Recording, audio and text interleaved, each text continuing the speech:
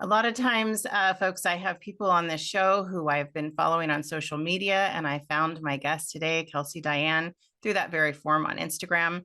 I've been following you for a while, Kelsey, and while I love your tutorials on makeup, and I think they're incredibly helpful, it's just a facet of what you share on social media.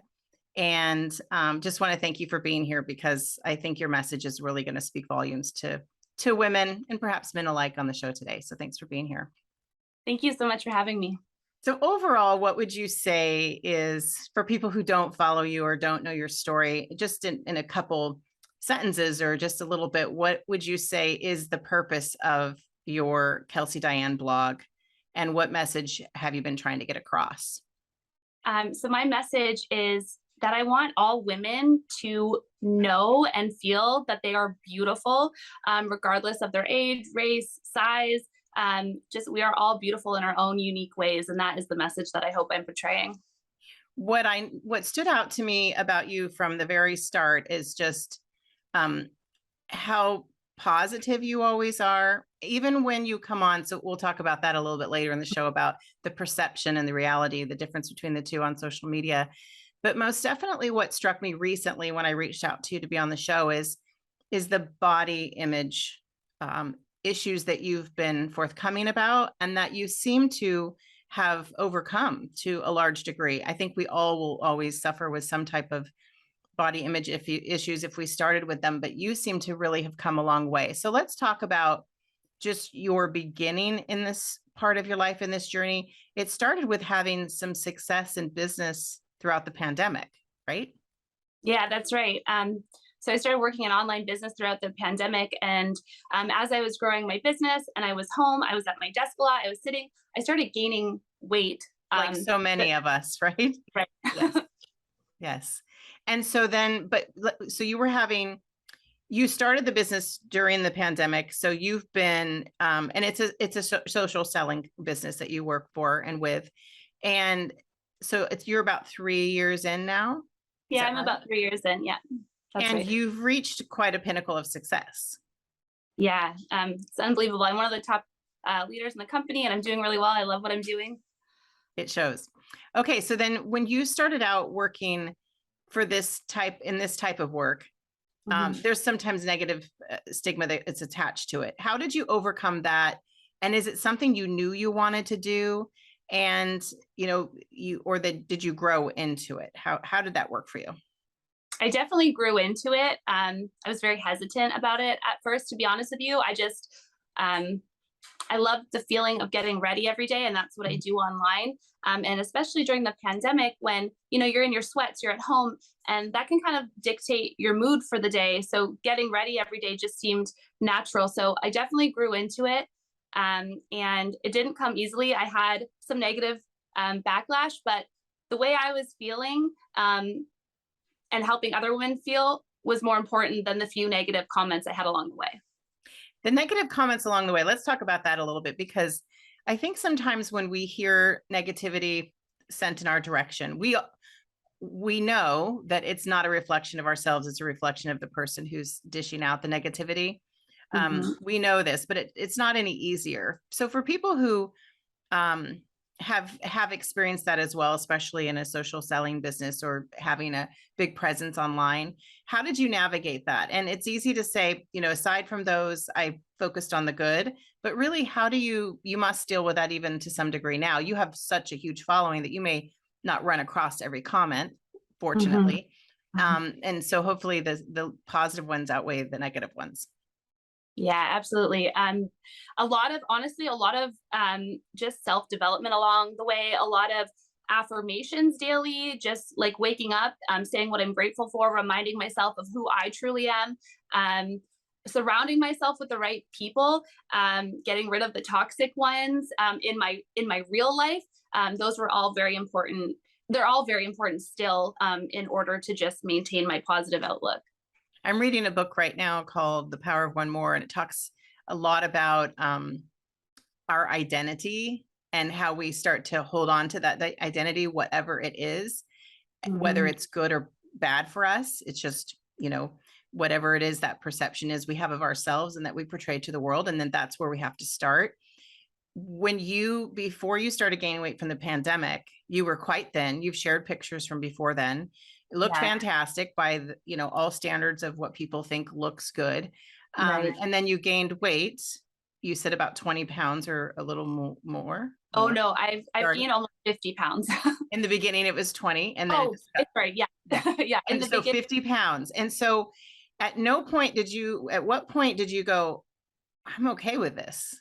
Because you say clearly that the pictures of you when you were skinny, you were miserable, and you are not miserable anymore. And yet this weight, you're happy in it.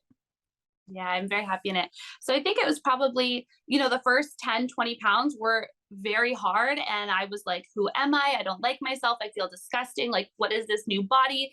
I was so used to counting calories, making sure I worked out twice a day, making sure I was that size 4'6", never going beyond that. It was like almost like an obsession. And then eventually I started putting on more weight, and I was doing this like self-development and mindset training at the same time with my business. And that my weight just seemed so insignificant. It wasn't important at all. It didn't determine who I was as a person or my worth. And I started really loving myself for a lot more than just my image. You shared your fall wardrobe on a reel recently. And you have another friend who's on your social media a lot, and I can't think of her name. Millie from Gorgeously Balanced. Yeah, exactly. And you two look like you're having a great time all the time, and we'll get to that again, like I said in a moment, about the perception of social media. But I gotta say that the reel made me think about my own closet and how I've got the stuff that probably will never fit again, the stuff that fit just 3 months ago that doesn't fit right now, or the stuff that, and it's just garbage. It's just so hard to navigate that way, that I think that anyone who could aspire to have the mindset that you do. What advice do you give for someone who's just kind of sick and tired of that revolving dialogue in our heads about what we wear, how it looks, how we feel about ourselves? Go donate all those clothes and go buy clothes that fit you, because I promise you that is a game changer. For so long, probably around like that 20-pound weight gain mark, I would try to squeeze into clothes that were way too small for me, and I felt like garbage. I probably looked like garbage because I was clearly trying to fit into things that didn't fit. And as soon as I just accepted that the size on your pants do not matter. First of all, you can buy a pair of pants at one brand and could be a size 14, and the next brand it's a 10. It really has no importance. It's about how you feel and how you look. And if I'm being honest, I have one pair of pants that are a size 4 that at one time they were my goal pants, and I still have them in my closet, but it's my mindset that shifted. I don't keep them because I want to fit back into them. I fit them as a reminder of where I've come from and how much I've evolved mindset wise. That's really good advice. Donate the stuff that doesn't fit. Sometimes, even you'll treat going and getting something as a reward for weight loss, which is also, it goes against exactly what you're saying, is that you've got to feel comfortable in the moment where you are, because we don't know if we get tomorrow. Right. So that makes a lot of sense.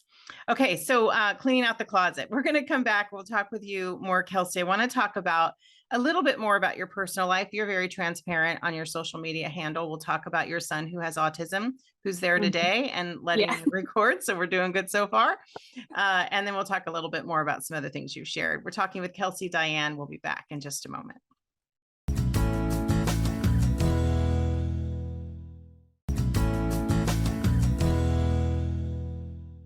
We're back talking with Kelsey Diane. Kelsey, we've been talking about body image and how you've evolved your mindset as you put on 20, 30, 40, and now 50 pounds since the pandemic, feeling better than ever, looking better than ever, getting rid of the stuff in the closet that doesn't suit you anymore. Let's talk then about you've been forthcoming about your recent separation from your husband and about your son who has autism and some of the challenges that you face and the everyday life that so many of us do, whether it's about those things specifically or something else. And we talked before you came on the show, we talked off air about how the success you've experienced in your business, being a top leader, had some weight into your marriage and also some weight in your ability to choose not to be married anymore. So what do you want to share about that? I'll let you lead. So it's your personal stuff. So you decide how much you want to share. Okay, there's so much here, but really, if I'm just going to give a little short version of this, um, if I'm looking back, I'm grateful for my marriage because it gave me my children, and I think eventually my ex and I will be able to be great friends. But we definitely, I don't think we were meant to be together. But for a long time, I felt like this, but I felt stuck because I didn't, like most, or sorry, not most, but many women don't have the financial means or feel like they don't to leave a situation where they're not happy in. And so that was my case for a long time as a stay-at-home mom. And as my business grew and I started earning more income, I had that freedom now to choose if I wanted to stay or leave. And that was the first time I ever felt like I could make a decision like that. You know, it's an interesting thing too. When our son was young, I started an internet company before there were a lot of websites selling stuff. And I made these pillows in shapes of the letters alphabet. They ended up on Friends and getting a lot of media attention and things like that. I did it just as a way to contribute monetarily and have some creativity while my son was at preschool. I couldn't have known that it was going to do what it did. And in my role in our marriage, I was perfectly happy to just dabble and try things and let Wesley pay the mortgage. And that was, and I was home with Hunter. And that's what we wanted. And that's what we did. And even fortunately, even after my husband passed away, I was still able to figure out a way to be home with him and be home when he got home from school. So the thing about that though, is I have met many women over the years who, and men too, who have felt that they don't have that option. And, or yet they're very quite happy in their marriage, but they want to have a creative outlet or have make some other contribution, even if it's just for their own spending money. So I wonder which came first, or can you even decipher the success you were having made you feel that way? Because I'm sure you didn't go into it thinking, I'm going to be successful so I can leave my marriage. You evolved into someone different over that success, and then the money followed. Yeah. I think there are definitely women who maybe they're in an abusive relationship or something, and they are looking for that exit from success or business. That definitely wasn't the case for me, but I definitely grew as a person. My husband and I, or sorry, my ex and I met when I was 16 years old, and I kind of kept growing where he was someone who felt very comfortable staying where he was. And I think that was very hard for him. When we got married, I wanted to be the stay-at-home mom, to be home all the time with the kids, like him paying the mortgage. I was beyond happy for that as well. But I always had this little part inside of me that was like, I want more. I want independence as well. I want to be doing something creative. So I did start a blog back in 2009, but there was no like monetary success from that. But there definitely was like a big disconnect as I started evolving as a person and in my business as well. How do you navigate then? How many children do you have? I have three. And your son, one of your children has autism. Yeah. And I saw in your story this morning, you were sharing that you were going to be on the show, and you said, my son's home. He doesn't start school till next week. Hopefully this works out. He's doing a great job, letting us get this done. So yeah. How do you, as a parent in a separated situation where you're not sharing those responsibilities day in and day out anymore, how do you navigate that? And does the business that you do help you to be able to be in kind of two places at once when needed? Yeah. Honestly, I don't know what I would do without this business, because I was actually speaking with my son's support worker, and my son has been home for the last 3 years. Just throughout the pandemic, he has sensory issues. He wasn't able to wear the masks properly at school, so he would keep being sent home. He also has very high behavioral needs. So he could go to school, and I could get a call 20 minutes later being like, he is not doing well. You need to come get him. And I said to the support worker, I said, how do parents do this? Like, especially separated parents, because I would be fired from any other job. And she said, it's true. Like, a lot of the moms cannot work when they have a son like this. So, or a child like this. So I feel very lucky that I found this, because it allows me to be flexible and, you know, kind of plan around life. And if my son needs me, I can kind of be like, you know what, we're going to push meetings. And it's just, I'm very grateful. Well, and that's the thing too, that when I've had folks on the show, moms and dads who have challenges with their children, like what you're describing, it is a conscious decision, even a monetary decision about who's going to give up the career.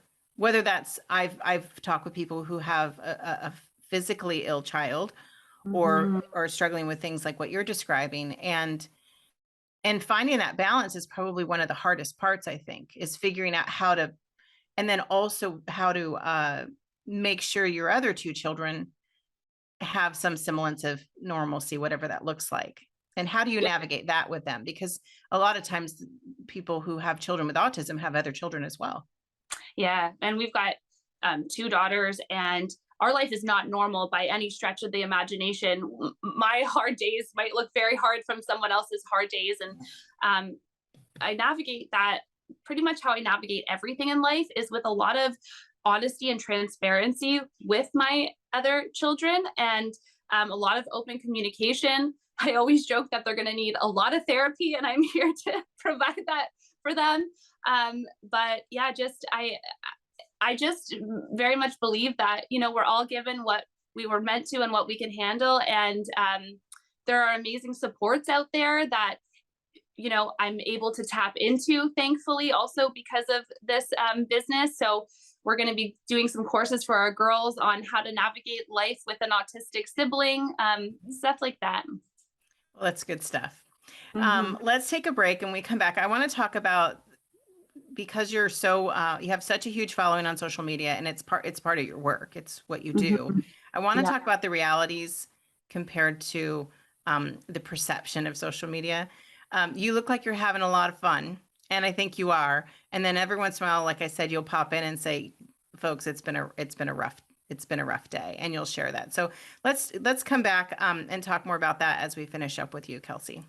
Okay, great. Thanks. Just a moment.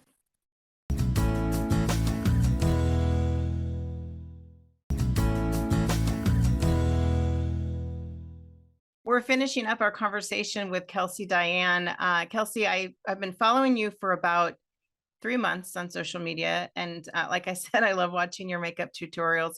And I also like watching you navigate you're very forthcoming in that everything looks really fun and exciting. And the perception on social media is that everything's just a big fun event.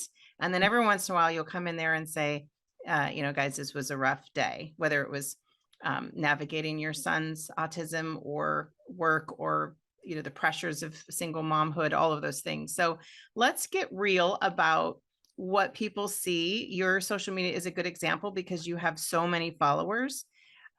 It's part of your job. It's how you earn a living, part of your living. So let's talk about that. When you first started having success on social media, did you make a conscious decision about how much you'd share, or how did you navigate? Because you said you would sometimes receive negative comments too. How did you navigate that, and how did you decide how much you'd show or how much you'd give? So actually, before I started my journey in social selling, I was very, very transparent and shared a lot more about like raw motherhood and raw life and that kind of stuff. But as my son who has autism got older and challenges became bigger, it became very heavy for me to share that kind of stuff online, because you get so much feedback from so many different people. And when you're just kind of drowning in life itself, it's a lot to take on. So as the business grew, I was able to share more fun things. And I'm very lucky that a part of my business and my Kelsey Diane brand is I have to go to events for networking, or I hold really fun parties for my Saint team, or I'm invited to top leadership retreats. So now it looks like I'm having fun pretty much 99% of the time, which is not reality. And you mentioned comments from people, and it's funny because a lot of the times it comes from maybe even family and friends that are like, well, is she even being a mom anymore because she's always just here and there and having fun? But that is literally like 1% of my life. Well, and nobody would say that about you getting up in the morning and going out the door with the kids and going to an 8 to 5 job. Nobody would question Right. where you were 8, 9, 10 hours of the day if you worked in a setting that wasn't, for one, as much fun as it looks, and for two, that wasn't where you could be anywhere at any given time. Exactly. And that's the thing is, so, if I'm at an event, I was at an event a few weeks ago with my friend Millie that we mentioned earlier. And it was fun, and it was sponsored by a champagne company. So drinks were flowing. It was a fashion show. And, it looks like I'm out having the best time of my life, which I was in that moment, but no one saw that prior to. It was basically a nightmare trying to even find care for my son that night. And it was hard to, be there after a very hard day.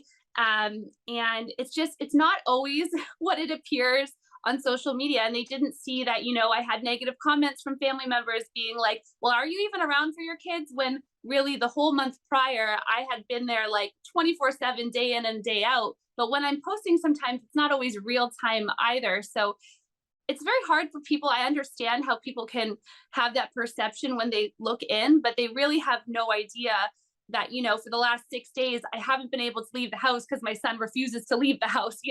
Well, So the other thing too is when you're there for us to see the content, you're working, you're I'm filming, working.